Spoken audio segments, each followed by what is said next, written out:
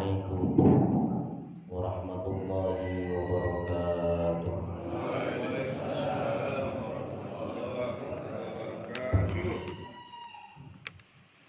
Alhamdulillahilladzi hadana li hadza wa ma kunna linahtadiya laula an hadana Allah.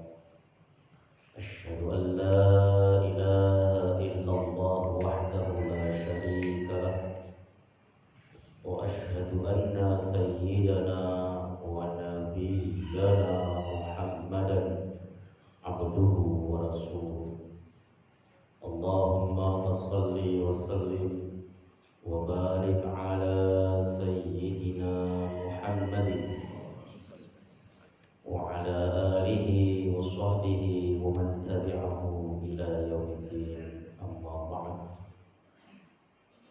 Alhamdulillah, puji syukur mari kita senantiasa panjatkan kehadirat Allah Jalla wa Ala atas limpah nikmatnya kita bisa melaksanakan ibadah sholat subuh berjamaah disambung dengan berhalaqah sejenak untuk membahas agamanya Allah Subhanahu wa ta'ala.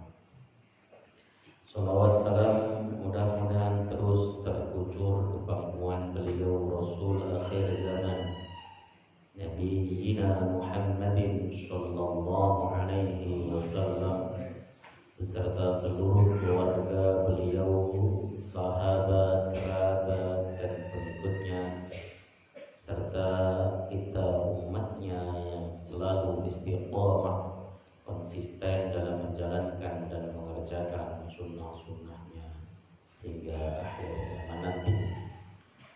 Jamaah yang dimuliakan oleh Allah Subhanahu wa ta'ala, kita akan melanjutkan kembali kajian kita kitab Tanbihul Ghafilin karangan Al-Faqih Abu Lais As-Samarqandi.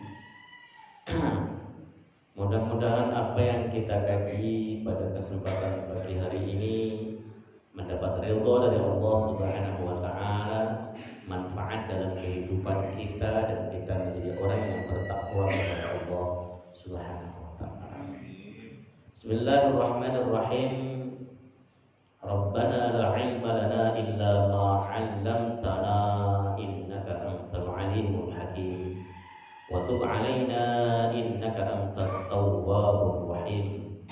Rabbana shrah lana sudurana wa yassir lana umurana wahlul 'uqdatam min alsinatina yafqahu aqwalana. Bismillahirrahmanirrahim. Wa fi ba'dis suhufi mimma anzalallahu ta'ala ya ibna adam sil rahimak bimalik fa in bakhilta bimalik aw qalla maluka famshi ilaihi birijlik. Di dalam sebagian kitab yang telah Allah turunkan kepada para nabinya itu tertulis, wahai manusia anak Adam, sil rahimak, sambunglah tali silaturahim. Rahim itu artinya peranakan. Rahim artinya yang disuruh menyambung adalah orang-orang yang memiliki hubungan rahim dengan kita, seperti adik kakak kita, paman kita, bibi kita, uak kita dan sebagainya. Itu termasuk dalam kategori rahim. Itu diperintahkan oleh Allah Subhanahu wa ta'ala untuk menyambungnya, jangan sampai putus.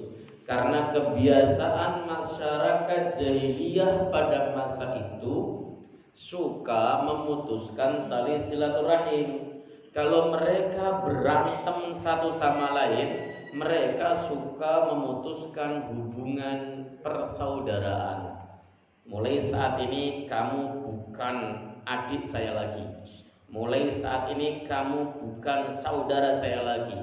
mulai saat ini kamu bukan anak saya lagi. Itu seperti itu biasa di jahiliyah. Ya. Nah, Islam menganjurkan supaya kita tetap menyambung tali silaturahim meskipun ada pihak yang ingin memutuskannya. Tetap kita dianjurkan untuk menyambung tali silaturahim. Caranya bagaimana? Di sini dikatakan sil rahimak bimalik. Sambung tali silaturahimmu dengan hartamu.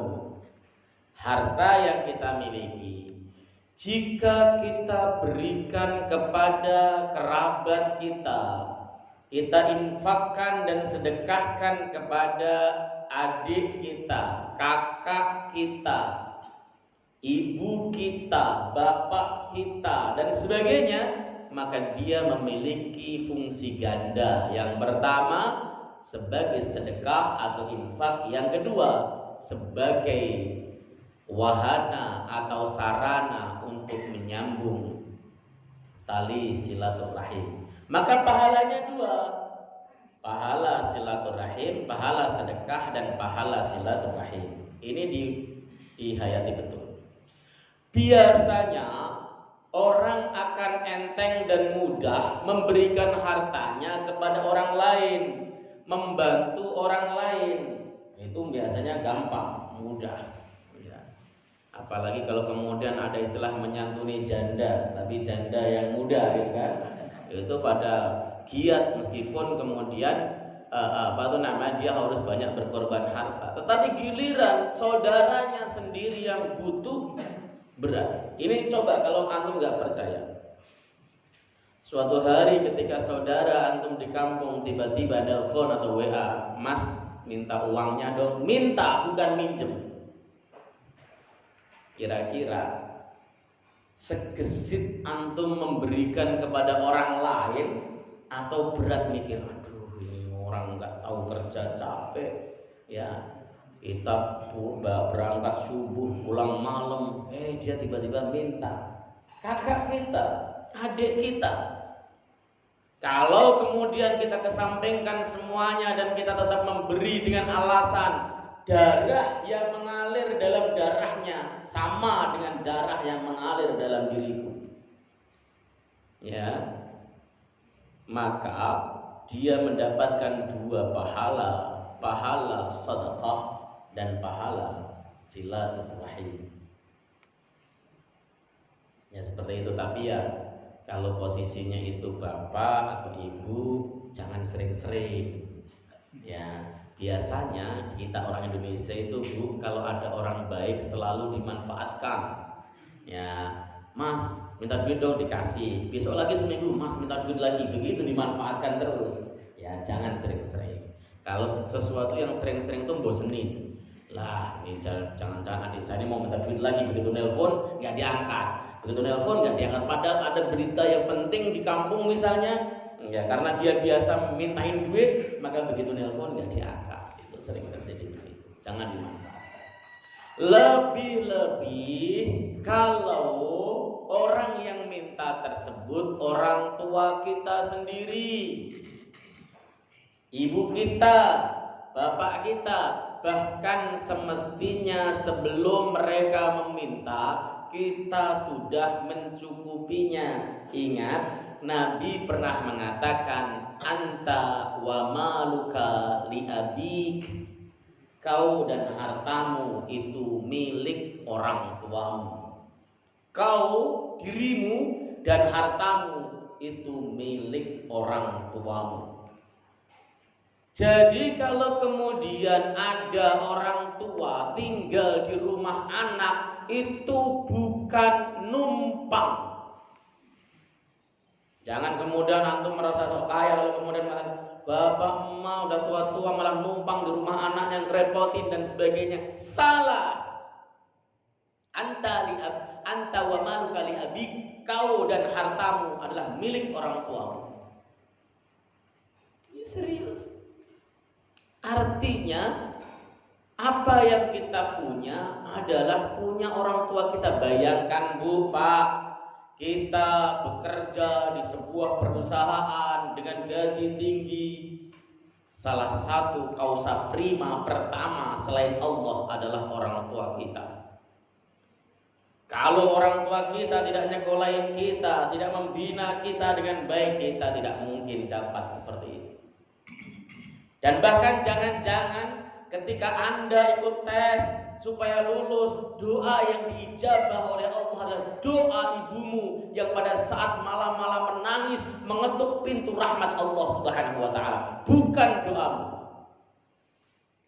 Ketika Bapak sukses, Bapak sering menganggap bahwa ini karena doa saya dan sebagainya.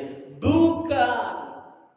Seringkali justru doa orang tua kita yang menembus arsy. Kenapa? Karena orang tua kita berdoa dengan ikhlas dan tulus. Mereka lebih banyak berdoa untuk anaknya dibanding berdoa untuk dirinya sendiri. Itu orang tua. Lah kalau kok tiba-tiba ketika sukses anaknya songong, ya, merasa orang tuanya sudah menjadi pengangguran, ibunya sudah tidak bisa bekerja apapun, songongnya luar biasa, merasa bapaknya numpang, ibunya numpang, sehingga omongannya selalu nyakitin. Itu keliru. Orang yang demikian ini berat masuk surganya kalau nggak dapat maaf dari orang tua. Berat. Maka sarana pertama yang dianjurkan untuk digunakan dalam rangka menyambung tali silaturahim adalah harta.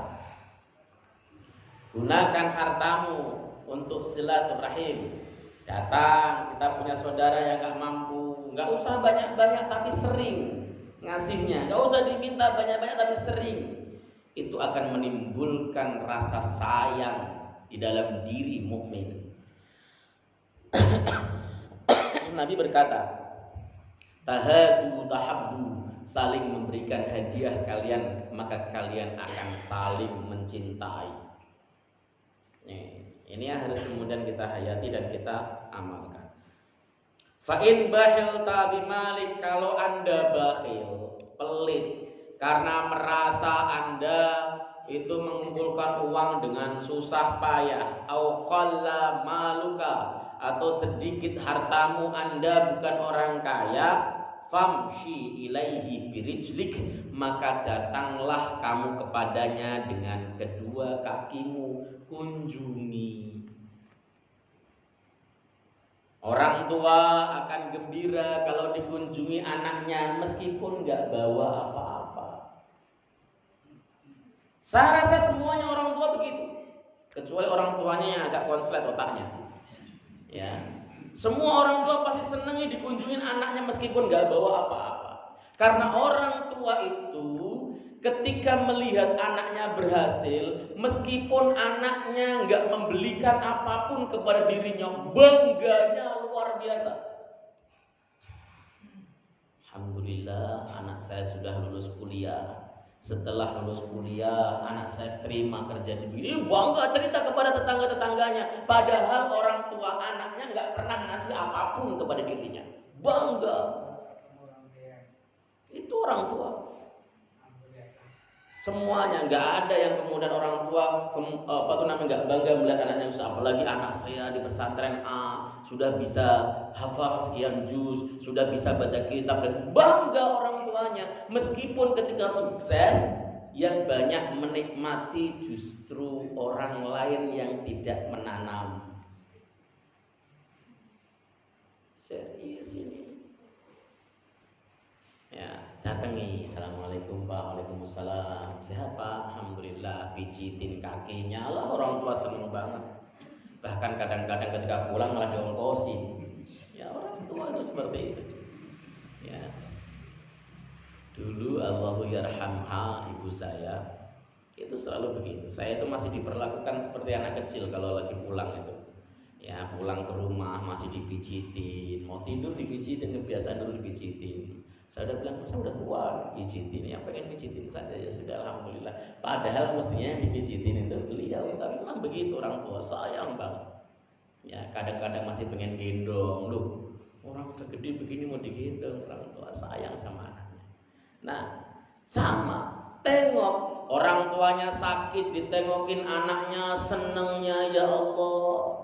Kalau nggak ditengokin anaknya, kadang-kadang orang tua itu dalam hati, ya Allah, punya anak 4 kok kayak nggak punya anak. Giliran badan pada sakit, mau ditelepon suruh datang, yang satu arisan, yang satu kerja sibuk, yang satu ini itu dan sebagainya. Orang tua serius. Karena ini pengalaman saya dulu, Allah yarhamuh, ibu bapak saya itu ketika sakit, beliau berpesan sama saya gini, Rifai, iya Pak, nanti kalau punya anak jangan 3. Emang kenapa Pak? Ya, sedikit terus sedikit. Oh 3 kok sedikit? Iya. Ya, ini Abah sakit saja, anaknya nggak ada yang datang cuma satu gitu. Terus berapa Pak? 5 minimal. Wah, berat 5 ini kan. Ya, tapi itulah memang orang tua tuh begitu semuanya. Coba ditengok anaknya setiap akhir pekan datang, setengah akhir pekan datang, seneng baik ketika hidupnya maupun ketika dia wafat. Orang tua kalau wafat, orang yang wafat itu muknis, gembira, seneng ya dengan hadirnya anak cucunya ke makbarahnya, ke kuburannya, seneng, gembira. Datangi Jinaka zairina alal maqamika waqifin, doakan dan sebagainya. Senang gembira, ajak ngobrol. Gembira orang tua itu. Antum aja setahun sekali belum tentu pulang.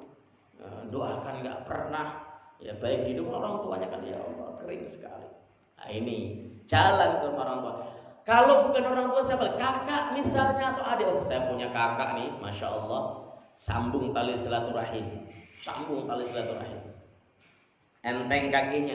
Walaupun sampai rumah nggak ngapa-ngapain. Kadang kan kita begini nih Pak, mau silaturahim aja, kesana mau ngapain ya? Lah kok mau ngapain? Jadi kalau nggak ada kepentingannya, jadi berasa berat. Padahal silaturahim itu sendiri penting sekali. Datang, assalamualaikum, waalaikumsalam, ngobrol. Kakak cekiki, kemudian ngopi bareng, itu seneng luar biasa. Ya, ini kalau memang kita termasuk orang yang pelit, pakai harta nggak mau ya pakai kaki lah, masa pakai kaki nggak mau juga. Wa qala an-nabiy sallallahu alaihi wasallam, Nabi sallallahu alaihi wasallam bersabda, sillu arhamakum walau bis salam. Sambunglah tali silaturahim kalian meskipun dengan mengucapkan salam. Assalamualaikum, waalaikumsalam. Assalamualaikum, waalaikumsalam. Salam itu bisa menumbuhkan rasa sayang, rasa cinta loh Pak. Jadi gini loh, inilah pentingnya pohon silsilah atau pohon nasab. Salah satu kekurangan orang Indonesia itu tidak mencatat nasabnya dengan baik. Itu salah satu kekurangannya. Padahal urgensi pohon nasab itu kita bisa tahu mana kerabat-kerabat dekat kita dan mana kerabat jauh. Tujuannya. Ya. Beda dengan orang Arab. Orang Arab itu dari zaman jahiliyah saja nasabnya tercatat dengan sangat bagus. Coba bayangkan kakek buyut Rasulullah sampai tingkat berapa itu Adnan itu tercatat dan sahih. Dari Adnan sampai Rasulullah itu nasab beliau yang paling sahih, tidak ada ulama khilaf, tercatat rapi. Lah kita, mbah kita saja nggak tahu siapa namanya. Ya, ayo siapa yang tahu mbahnya dari mbah? Ya, mbah saya punya mbah, siapa mbahnya? Nggak ngerti. Dan jeleknya kita juga tidak mengenalkan itu kepada anak-anak kita. Jeleknya, sehingga ketika ya kayak saya ini mbah saya punya bapak, saya masih tahu. Tapi bapaknya buyut saya nggak ngerti siapa, nggak pernah diceritakan. Saya tanya sama om saya, mbah buyut sampean siapa om? Nggak tahu, bapak juga nggak pernah cerita lah. Begitu. Padahal kalau kita tahu pohon nasab itu, oh iya dia saudara saya, satu buyut dengan saya. Ketika ketemu minimal assalamualaikum, assalamualaikum, assalamualaikum, kunjungi ke rumahnya dan sebagainya. Itu Itu pentingnya. Ya. Salam itu kan penumbuh cinta. Nabi mengatakan la tadkhulul jannata hatta tu'minu. Kalian tidak akan masuk surga kalau kalian tidak beriman. Hingga kalian beriman. Artinya kalau Anda tidak beriman, Anda tidak akan masuk surga. Jelas.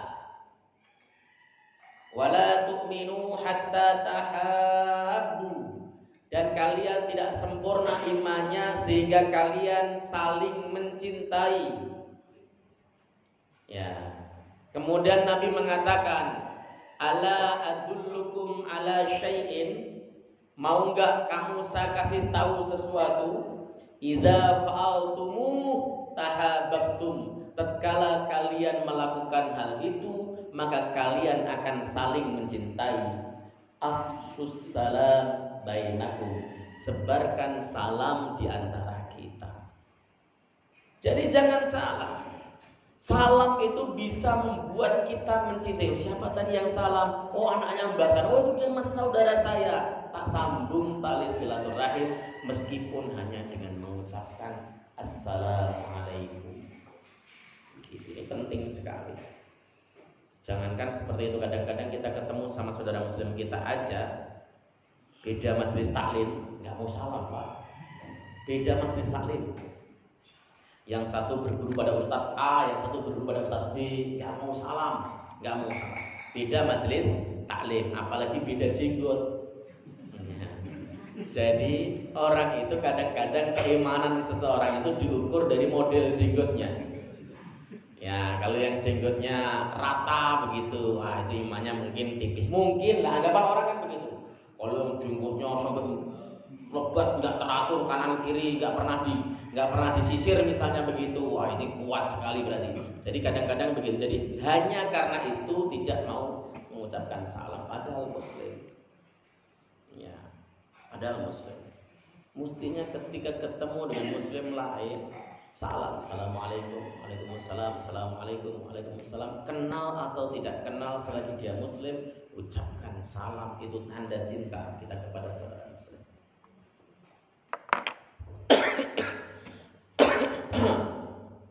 Qala Maimun bin Mihran, berkatalah Maimun bin Mihran, salah satu asya'a al-kafiru wal muslimu fihinna sawa. Ada 3 hal, orang kafir dan orang muslim di dalam 3 hal ini sama kedudukannya. Man ahadtahu fawaffi lahu bi ahdik, musliman kana au kafiran, fa innamal ahdu lillah. Siapapun orang yang telah kau janjikan, kamu berjanji kepada seseorang, fawaffi lahu bi ahdik, maka penuhi janjimu untuknya, muslim atau kafir. Kalau kita sudah berjanji, meskipun janji kita kepada orang kafir harus dipenuhi. Janji itu milik Allah, tidak milik perorangan. Jadi kalau kemudian kita berjanji sama orang kafir lalu kemudian diingkari begitu, kita munafik. Harus ditepati. Nah, biasanya kita itu sering berjanji kepada teman dan kita nggak sadari kita janji, itu janji. Contoh nih, ayo main ke rumah yuk, nanti saya suguhin mangga. Main ke rumah, itu janji loh Pak. Begitu main ke rumah benar yang disuguhin rambutan bukan mangga. Ini hati-hati. Maka perlu ngomong insya Allah. Ustaz yuk main Ustaz, nanti saya kasih rambutan deh. Ternyata di sana lagi nggak musim rambutan, kan bingung. Insya Allah nanti kalau lagi musim rambutan saya kasih. Kan banyak orang begitu. Atau janji waktu. Nah, orang Indonesia itu biasanya kalau janji jam 8 datangnya jam 9. Ini harus dirubah. Ini artinya kita itu biasa tidak disiplin. Muslim sejati itu disiplin. Makanya sholat pun ditentukan waktunya dalam rangka melatih kedisiplinan. Lah kita janji rajin sholat, janji jam 9 datang jam 12 itu kita. Alasannya macet. Wong dia berangkat aja jam 9 lewat 1/4 kok gitu kan. Dia mikir dia juga belum datang. Loh, kita mulai dari diri kita sendiri. Kalau janjinya jam 9, datang jam 9 kurang seperempat, menunggu lebih baik daripada ingkar janji. Itu orang Indonesia. Yang kedua, orang Indonesia itu sering ngomong insya Allah tapi artinya nggak mau. Ayo Ustaz main ke rumah saya yuk. Insya Allah itu artinya ogah begitu. Itu diingat-ingat kalau bapak ngajakin main teman kok ngomong insya Allah fasih. Orang Indonesia ya itu sama dengan enggak. Udah nggak usah diharap-harap ya kayak gitu tuh. Biasanya udah enggak. Itu kecuali kalau kemudian dia memang terbiasa disiplin, insya Allahnya adalah lil barokah, dia berarti beneran dia mau menepati janji. Wa man kanat bainaka wa bainahu qurabatan fasilhu musliman kana aw kafiran. Kalau kalian memiliki kerabat, sambung tali silaturahim kepadanya, kafir atau muslim, muslim atau kafir sama. Misalnya ada orang yang diuji Allah Subhanahu wa taala punya orang tua kafir misalnya, ya tetap dipergauli dengan baik, diperlakukan dengan baik, diajak ngobrol dengan baik, enggak boleh kita bentak-bentak, enggak boleh kita maki-maki, tetap kita cium tangan, tetap kita pijitin dan sebagainya. Itu cara kita menghormatinya di dunia. Begitu caranya. Jangan kemudian wah Ustaz, dia orang tua saya kafir, maka oleh sebab itu saya tidak mau lagi untuk menghormatinya dan sebagainya. Ini salah, ini keliru. Itu dalam surat Luqman ya, ayat berapa saya lupa itu. Ya. Jika orang tua Anda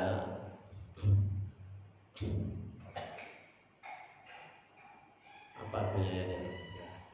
ووصينا الإنسان بوالديه حملته أمه وهنا على وهن وفصاله في عامين أن اشكر لي ولوالديك إلي المصير وإن جاهداك, ya kan? Itu ayat berapa itu? Ayat berapa? Pokoknya surat Luqman lah. Surat Luqman ayat awal itu ayat 10 ke atas itu 10, 11, 12, 13. Jadi kalau orang tuamu itu berusaha untuk supaya kamu itu jauh dari Allah Subhanahu wa taala, jangan taati, tapi wasahibhuma fid dunya ma'rufa. Pergauli mereka di dunia tetap dengan cara baik. Punya orang tua ahli maksiat misalnya, tetap jangan ikuti perbuatan dosanya, namun pergauli dia dengan baik. Tetap dihormati, jangan dibentak-bentak. Bapak ini udah tua, mabuk mulu, nggak boleh bentak-bentak begitu. Dakwahi dengan cara baik. Dakwah itu, amar ma'ruf nahi mungkar itu, salah satu syaratnya tidak boleh menimbulkan kemungkaran baru. Nggak boleh. Misalnya ada orang keliru, salah, kalau kemudian kita maki-maki habis-habisan depan banyak orang, kita tunjuk-tunjuk hidungnya, itu mungkar, tidak boleh. Apalagi kita tonjokin, tidak boleh. Dulu ada seorang pemuda ngomongnya kasar keras terhadap Khalifah Al-Ma'mun. Khalifah Al-Ma'mun berkata kepadanya, lastu a'zama min fir'auna dzanban. Aku itu dosanya enggak lebih besar daripada Fir'aun, dan Anda tidak lebih soleh dibanding Musa ataupun Harun. Pun ketika Allah memerintahkan Musa dan Harun berdakwah kepada Fir'aun, Allah mengatakan wa qula lahu qawlan layyina. Ucapkanlah kepada Fir'aun dengan ucapan yang lembut. Dakwah sama Fir'aun aja lembut, kok kamu maki-maki saya? Bahasanya itu begitu. Maka jangan sampai kita sama orang tua meskipun tujuannya memberikan nasihat dengan cara maki-maki, bentak-bentak. Sakit hatinya orang tua, Pak. Ini masalah minum obat nih yang sering terjadi dan saya sering dengar sendiri. Namanya orang tua. Siapa sih yang pengen sembuh, Pak, ketika sakit? Pengen semuanya sembuh.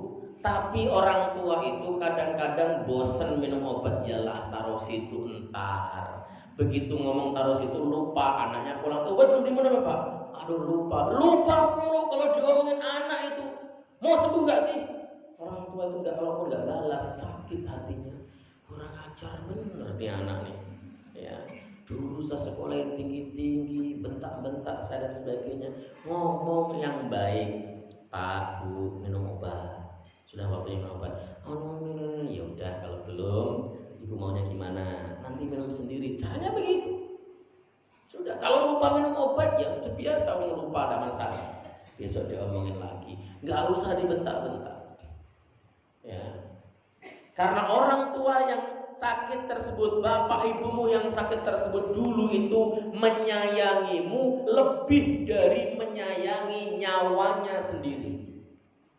Di dalam kitab namanya Al-Kabair karangan Al-Imam Syamsuddin Az-Zahabi Asy-Syafi'i, beliau menceritakan orang tua itu kalau melihat anaknya sakit, maka dia akan berupaya sekuat tenaga supaya anaknya sembuh. Anak sakit nih, panas tinggi, nggak ada duit. Kira-kira orang tuanya pasrah nggak? Ya udah sakit nggak apa-apa lah, nggak ada duit ini panas tinggi, kalau mau mati ya jemput aja ya Allah. Ada nggak orang tua kayak gitu? Nggak ada. Bawa ke rumah sakit, urusan duit nanti saya yang usaha, minjem kanan minjem kiri orang tua. Jual yang kita punya, misalnya anaknya sakit, kalau ada harapan sembuh, orang tua pasti akan mengejarnya. Itu orang tua. Nggak ada orang tua. Udah nak, kamu sakit begini, ayah nggak punya uang, udah di rumah aja ya. Padahal panas tinggi 40. Nggak ada orang tua benar-benar, ya Allah, kalau kau memang jemput anak saya, ya Allah jemputlah, ya Allah saya ikhlas. Nggak ada Pak. Yang ada itu anak. Orang tuanya usia 80 tahun, sakit dan sebagainya. Ya udah Pak, kalau Bapak mau pergi saja, kami ikhlas. Kan kurang ajar. Mau bapaknya masih sadar dia ngomongin begitu. Ya, kami ikhlas Pak. Saya pernah mendengar langsung ada orang ngomong begini, udahlah nggak usah dibawa ke rumah sakit, ini kan sakit tua. Sakit tua ini, orang tua ya kayak gini, nggak usah ngabisin duit dan sebagainya. Padahal orang tua tersebut tuh bangun rumah pakai duitnya sendiri, beli tanah pakai duitnya sendiri. Giliran sakit malah digituin, malah yang repot lagi tadi. Begitu sakit nggak dibawa ke rumah sakit, malah bisa bareng-bareng, Pak kami ikhlas kalau Bapak mau pergi. Jengkel Pak dalam hati, kurang ajar nih orang ya. Itu orang tua. Kalau yang sakit anak, orang tua sampai gini, ya Allah, sembuhkanlah anak hamba ya Allah. Hamba rela menukarkan nyawa saya untuk kesembuhan anak saya. Itu orang tua. Rela kalau seandainya yang sakit itu bukan anaknya, tetapi dia rela menggantikan, itu orang tua. Anak tidak ada. Nah ini yang harus kemudian kita pikirkan. Kita harus takdim sama orang tua. Jangan kasar, jangan bentak-bentak, jangan caci maki dan sebagainya. Ya, sambung. Kafir kayak dia, muslim apalagi. Ya, cara mendakwai dengan baik, tunjukkan dengan akhlak yang baik. Oh, muslim ternyata seperti ini. Meskipun bapaknya kafir, ternyata dia masih rajin mengunjungi, cium tangan, mendoakan dan sebagainya. Ya, itu insya Allah akan menjadi asbab hidayah bagi dirinya. Wa man i'tamanak ala amanatin fa'addiha musliman kana au kafiron. Dan siapapun orang yang memberikan engkau amanah, ya, memberikan amanah kepadamu, laksanakan amanah itu muslim atau kafir. Ada orang kafir ngasih amanah kepada kita, sampaikan amanah tersebut. Ada orang muslim ngasih amanah kepada kita, laksanakan amanah tersebut. Itu adalah 3 hal yang orang muslim dan kafir sama-sama melaksanakan dengan sebaik-baiknya. Qala Ka'ab al-Ahbar walladhi falaqal bahra li Musa alaihi salam wa bani Israila innahu lamaktubun fit Tawrati ittaqi rabbak wa birra walidayk wasil rahimak amuddu laka fi umrik wa aisaru laka fi yusrik wasrif anka yusrak wa asrifu anka yusrak. Jadi Ka'ab al-Ahbar berkata, demi Zat yang telah membelah lautan untuk Musa dan Bani Israel, Sesungguhnya tertulis dalam kitab Taurat, ittaqi rabbak, takutlah kamu kepada Allah. Takwa nomor 1. Yang kedua, wasil rahimak, sambung tali silaturahim. Kalau itu Anda lakukan, Anda bertakwa, Anda menyambung tali silaturahim, amuddu laka fi umrik, aku akan panjangkan umurmu. Takwa, sambung tali silaturahim, Anda akan diperpanjang umurnya oleh Allah. Kemudian aku akan mempermudah segala urusanmu, jadi mudah, gampang, mau apapun gampang. Maka kalau ada orang kok hidupnya sulit, itu kurang silaturahim sebenarnya. Coba rajin silaturahim. Ya minimal kalau kita rajin silaturahim ke saudara-saudara begitu ya, ngirit beras lah gitu maksudnya kan. Rezekinya ada, silaturahim datang jam 11 pulang jam 1, kan makan siang gratis begitu. Itu salah satu bentuk Allah memberikan rezeki kepada kita. Tapi jangan tomak. Biasanya kalau orang tomak itu nggak dapat biasanya. Ya, bapak datang ke tempat saudara udah bawa sambel misalnya gitu kan, itu biasanya nggak dikasih makan biasanya. Orang tomak itu nggak dapat apa-apa. Ya. Saya ingat saya itu pernah tomak dulu, tapi dia itu akibatnya nggak dapat apa-apa. Ceritanya, waktu itu puasa sunnah, ada puasa sunnah gitu kan. Ya, kemudian ketika mau jalan istri saya ngomong, bawa bekal ya buat buka sebagainya. Enggak nanti di sana sudah dikasih makan. Saya ngomong begitu itu karena memang biasanya dikasih makan, dikasih suguh, dikasih makan biasanya, nggak pernah sekalipun nggak. Tiba-tiba Pak, ini ngaji loh, jangankan dikasih makan, kasih minum juga enggak.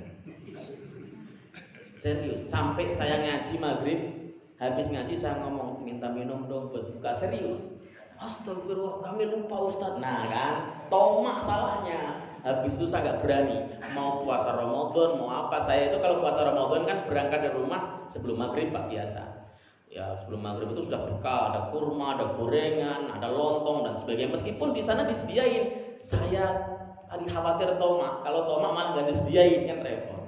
Aduh, masya Allah. Maka jangan tomak Bapak ya. Kalau main tempat saudara nih nanti silaturahim, jangan makan siang nih udah bawa sambal, bawa teri, ternyata nggak dapat apa. Ya, jangan sampai seperti itu. Jangan tomak. Wasrifu anka usrak, dan aku akan membuang darimu kesulitanmu. Makanya tadi kalau ada orang hidupnya sulit itu kurang silaturahim. Zaman sekarang orang-orang pejabat yang pengen naik pangkat itu harus silaturahim, tanda kutip. Rajin silaturahim, tanda kutip. Maka saya pernah nanya sama teman saya, lah ente sudah jadi eselon, alhamdulillah Kang, berkah silaturahim. Tapi bisa silaturahim, ya begitu kan. Silaturahim ke atasannya, ke bosnya, datang bawa durian montong 3, ya. Oh itu ya memang begitu silaturahimnya, meskipun nggak ngasih duit misalnya, seandainya enggak, itu ya dikit-dikit datang. Kemudian bawa 1 kardus daging, donat dan sebagainya, bawain apa dan sebagainya, enggak enak. Tanya, udah eselon belum? Belum. Mau eselon? Ya mau apa? Ya udah gampang, telepon aja. Jadi eselon beneran. Itu berkah silaturahim dalam tanda kutip. Itu yang dalam tanda kutip saja dikasih oleh Allah Subhanahu wa taala. Apalagi kalau silaturahimnya beneran niat karena Allah Subhanahu wa taala. Itu penting. Jadi silaturahim itu membuang kesialan, membuang kesusahan dan sebagainya. Kalau nggak percaya rajin silaturahim. Tapi silaturahimnya yang benar Pak. Bapak tidak boleh silaturahim ke rumah perempuan yang di dalamnya tidak ada laki-lakinya. Semua anaknya perempuan semuanya. Bapaknya kerja, bapak silaturahim. Kemana Pak? Saya silaturahim. Itu modus pasti. Nggak boleh. Nggak boleh.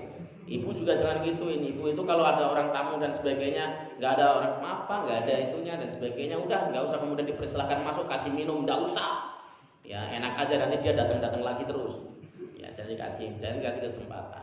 Ya jadi silaturahim itu ya ke sesama. Misalnya contoh Ketika saya pengen silaturahim ke rumah Pak ini, di rumah kan ada yang ada, ngobrol sama suaminya dan sebagainya, itu namanya silaturahim. Silaturahim itu ya memang niatnya silaturahim, nggak kemudian harus ini itu dan sebagainya. Silaturahim ke tempat saudaranya dan sebagainya. Wallahu ta'ala alam bishawab. Ada yang perlu ditanyakan? Silakan kalau ada. Nggak ada. Yang penting silaturahimnya jalan. Nanya itu nggak penting. Ngaji itu nanya nggak penting. Saya udah berkali-kali ngomong nggak usah banyak nanya kayak Bani Israel. Ya. Dan juga kalau saya tantangin Ustaz kalau ada orang nggak nanya itu. Kadang saya pas pernah ngaji gini, moderatornya gini. Alhamdulillah sudah selesai pengajian dari Ustaz Rifai. Silahkan Bapak Ibu yang mau nanya apa saja lu. Nanya apa saja, emang dikira saya mufti apa? Ya nggak bisa lah kayak gitu. Nanya persoalan apa saja Pak, boleh masalah fikih, masalah ini dan sebagainya, tidak bisa kayak gitu. Orang itu tidak ada yang ahli dalam segala hal, ya pasti terbatas. Maka jangan kemudian tantangin, ntar ditanya masalah hal yang saya nggak bisa. Saya pernah ngaji tidak bisa ditanya oleh seseorang, oleh jamaah saya pernah.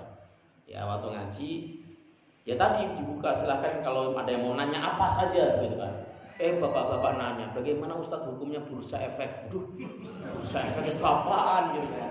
Nah ini salahnya, jangan ditanya apa saja. Jamaah kalau ditantangin nanya apa saja, nanyanya aneh-aneh. Nanya nggak penting, yang penting mengamalkan apa yang dikaji. Silaturahimnya dijaga dengan baik, terutama kepada orang tua, kepada saudara-saudara. Saya rasa begitu. Alhamdulillah, kita tutup majlis. Subhanakallahumma wa bihamdika asyhadu an la ilaha illa anta astaghfiruka wa atubu ilaik.